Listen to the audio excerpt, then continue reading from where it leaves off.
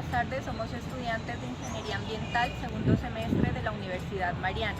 Mi grupo está conformado por Camilo Andrés Melo, Karen Eliana Coral, David Martín Hernández, Paula Andrea Araujo.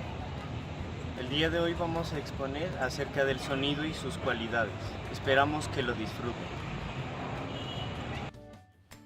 El sonido, el cual se transmite a través de medios materiales como sólidos, líquidos, gaseosos, pero nunca a través del vacío. El sonido se produce cuando un cuerpo vibra con frecuencia comprendida entre 20 y 2000 Hz y existe en un medio material en el que se pueda propagar. El sonido se lo deduce también como una onda. Una onda es una perturbación que se propaga por el espacio. El sonido se propaga en el aire a una velocidad de 340 metros sobre segundos a temperatura normalmente aproximada de 20 grados centígrados. La velocidad es siempre independiente de la presión atmosférica. La intensidad es la cantidad de energía por unidad de tiempo transferida por una onda sonora y nos permite diferenciar sonidos fuertes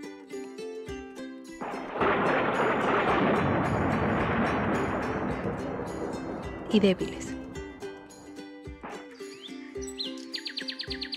Esta depende del medio presente entre la fuente y el oído, es decir, que cuando menos elástico sea el medio, menor será su valor.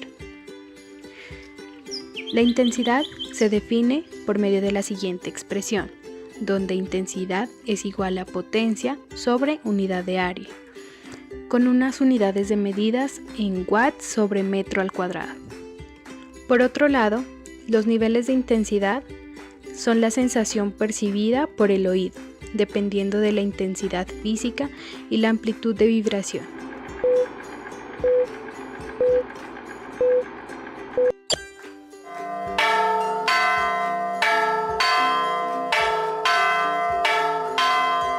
El nivel de intensidad que percibe el oído humano varía entre los 0 decibeles y los 120 decibeles, como el umbral de dolor.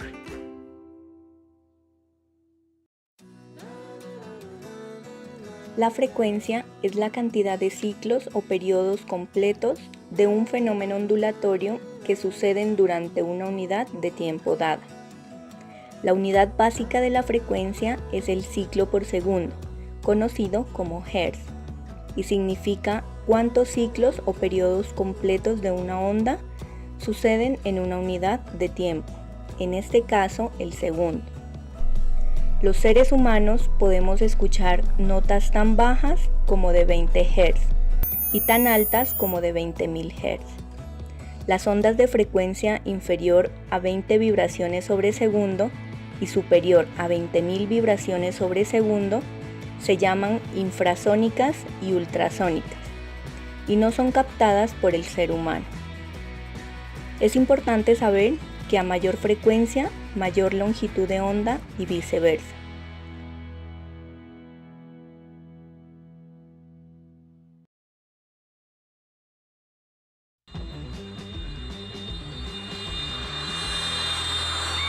Efecto Doppler. El efecto Doppler es un fenómeno físico donde un aparente cambio de frecuencia de onda es presentado por una fuente de sonido con respecto a su observador cuando esa misma fuente se encuentra en movimiento. Este fenómeno lleva el nombre de su descubridor, Christian Andreas Doppler, un matemático físico austriaco que presentó sus primeras teorías sobre el asunto en 1842. Para entrar un poco más en detalle, observaremos los siguientes casos. Para comenzar, consideremos el caso de un receptor y emisor estacionarios, los cuales no llevan ninguna velocidad. En este ejemplo podemos observar que cada pulso que lanza la fuente es recibido con un periodo igual al que se está produciendo. En este orden de ideas, la frecuencia tampoco se ve afectada, debido a que no hay movimiento. Gracias a esto, entonces tendríamos que la frecuencia inicial es igual a la frecuencia recibida. El caso 2 y 3 tratan de un receptor en movimiento con una fuente estacionaria, y su expresión es la siguiente: F' igual a F multiplicada por 1 más o menos BR sobre U, en donde F' es la frecuencia que se recibe, F es la frecuencia inicial, BR es la velocidad del receptor y U es la velocidad del sonido. El signo determinará la dirección del receptor.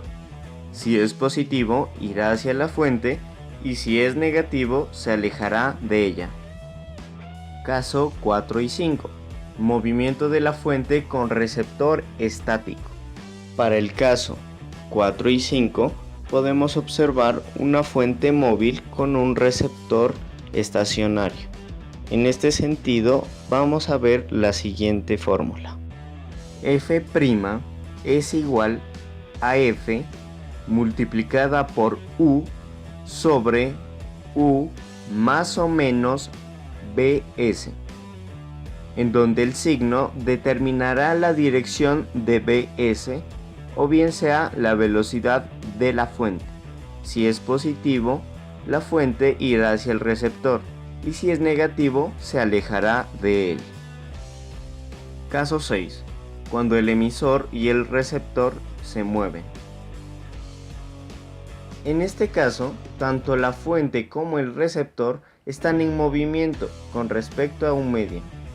Esto quiere decir que el efecto Doppler resultaría de una combinación de los anteriores casos, y se expresaría de la siguiente manera: F' es igual a F factor de U más o menos BR sobre U menos más BS. En el caso número 6 también tenemos la frecuencia prima, la frecuencia inicial, la velocidad del sonido representada con U, BR como la velocidad del receptor y BS como la velocidad de la fuente.